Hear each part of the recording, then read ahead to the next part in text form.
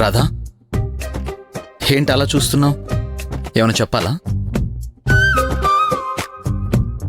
ఓ, thanks చెప్పడానికి వచ్చావా? అలాంటివేం వద్దులే.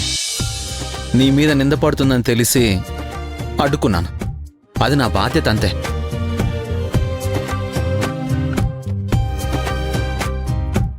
ఏంటి రాధా అలా చూస్తున్నావు? ఇంకేమైనా మాట్లాడాలా? సారీ, నేనేదో ఓవర్గా థింక్ చేసినట్టున్నాను. చెప్పు రాధా. మీరు ఎప్పుడు ఎలా ఆలోచిస్తారో తెలుసుకోవడం చాలా కష్టం. ఏ? ఆ రోజేమో ఖుషీని ఐస్ క్రీం పార్లర్కి తీసుకెళ్ళినప్పుడు మీరు అన్న పని చేయకుండా ఖుషీని సంతోషంగా ఉంచుతున్నానని అపార్థం చేసుకున్నారు.